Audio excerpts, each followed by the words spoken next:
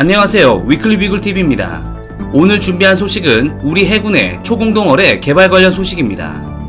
아시다시피 물속에서 움직이는 건 매우 힘든 일입니다.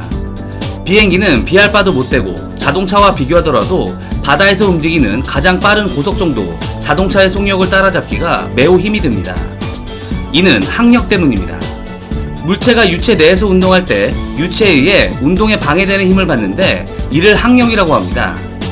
항력은 유체의 밀도에 비례하는데 바닷물의 밀도는 공기에 비해 약 836배 큽니다. 따라서 물속에서 움직이는 운동체가 받는 항력은 공기 중에서보다 약 836배 크다는 것을 알 수 있습니다.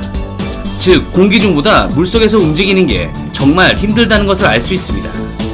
하지만 이를 기술의 힘으로 극복해낸 무기가 있습니다. 바로 초공동 어뢰입니다. 이에 초공동 어뢰가 무엇인지 그리고 한국이 개발하고 있는 초공동 어뢰에 대해 알아보도록 하겠습니다. 첫 번째로 초공동 어뢰입니다. 초공동 어뢰는 간단하게 정의하면 어뢰 앞쪽에 가스를 분사해 공기주머니를 만들고 그 안에 어뢰가 들어가 움직이는 방법으로 대기를 날아다니는 것과 비슷한 환경을 만들어줘 물의 항력을 무시하고 빠른 속도로 움직일 수 있게 만드는 원리입니다. 간단한 원리라고 생각되지만 이를 어뢰로 만들어내기는 여간 어려운 것이 아닙니다. 초공동 어뢰의 핵심은 물과 접하는 어뢰의 제일 앞부분입니다.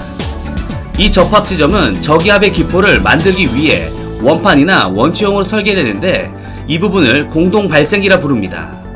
어뢰가 물속에서 빠르게 움직일 때 디스크 뒤에 압력이 낮아져 증기압에 도달하게 되며 물은 수증기로 변하며 공동현상을 발생시키는 것입니다.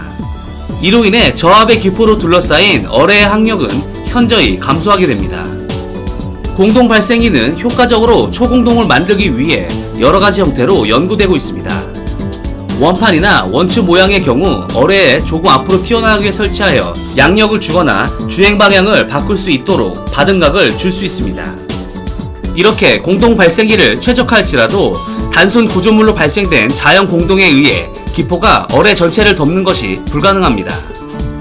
공동의 형상과 크기는 주로 운동체의 속력과 외부 압력에 따라 변하기 때문에 다른 수심에서 동일한 속력을 유지할 수 없기 때문입니다. 이런 문제를 해결하기 위해 공동 내부에 가스를 분사시켜 공동의 생성을 보조하는데 주로 추진 로켓에 연소가스를 이용하거나 별도의 가스 발생기를 장착하며 이렇게 만들어진 공동을 환기 공동이라 부릅니다. 초공동 현상이 발생하면 물과 접촉하고 있는 어뢰의 부분은 제일 앞부분과 조종 날개 일부일 뿐이고 나머지 부분은 증기로 만들어진 기포 안에 감싸여 공중을 날아갈 때와 유사한 상황이 됩니다.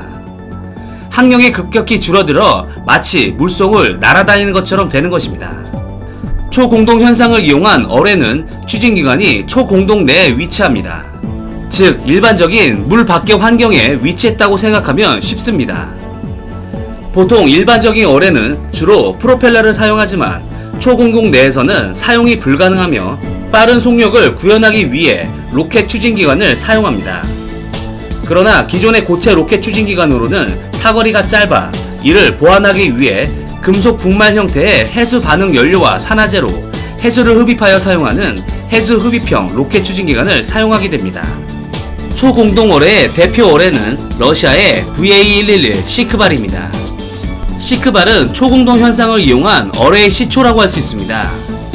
1960년대 소련은 초공동 현상을 이용한 고속 어뢰 개발을 시작했습니다. 시크발의 초기 목표는 물속의 로켓으로 기존의 어뢰들보다 대략 4배에서 5배가량 빠른 속도를 갖는 것을 목표로 개발되었습니다. 1972년 시제품이 개발되었고 시제품을 바탕으로 1977년까지 5년간 300여 번 이상의 시험 발사를 시행하였습니다. 이렇게 완성된 시크발은 그해 실전 배치되었고 그 다음 해인 1978년부터 대량 생산에 들어갔습니다. 독일의 바라쿠다 어뢰도 대표적인 초공동 어뢰입니다. 1998년 그 모습을 드러낸 바라쿠다 어뢰는 수중에서 이론상 최대 시속 800km까지 속도를 낼 수 있으며 광섬유 자이로스코프 및 자동 추적 시스템을 갖추고 있고 관성 유도 장치와 원추형 페어링에 있는 안테나 어레이 및 제어 장치로 유도 조종됩니다. 독일은 바라쿠다 초공동 어뢰를 미국에 비해서도 적어도 10년 앞서 있으며 세계적으로 제일 우수하다고 설명하였습니다. 이들 초공동 어뢰가 발사되면 어뢰를 맞은 뒤에나 초공동 어뢰에 맞았다는 사실을 알 정도로 매우 빠르고 무서운 바다의 암살자로 불립니다. 두 번째로 한국이 개발하고 있는 초공동 어뢰입니다. 지난 2015년 ADX에서 국방과학연구소는 초공동 어뢰의 모형을 전시하며 개발에 대한 소식을 알렸습니다. 이렇듯 우리나라는 국방과학연구소를 중심으로 자연공동 관련 초공동 기초연구가 수행됐고, 고체 추진기관과 공동 발생기를 이용한 소형 수중운동체를 수중주행시험하며 초공동화를 시연했습니다. 또한 초공동의 생성과 유지, 환기공동, 수중주행 특성 등과 관련된 연구를 진행 중입니다. 현재 해군의 청상어 어뢰 성능 개량 사업이 올해 말 종료 예정으로 되어 있어 이를 잘 마무리한다면 본격적으로 요격용 어뢰 사업과 함께 한국형 초공동 어뢰 사업을 추진할 것으로 보입니다. 우리나라 해역은 군사 초강대국들로 둘러싸여 있는 형국이고, 중국, 일본, 북한의 함정과 잠수함들이 득실거리는 세계에서 가장 위험한 해역 중 하나입니다.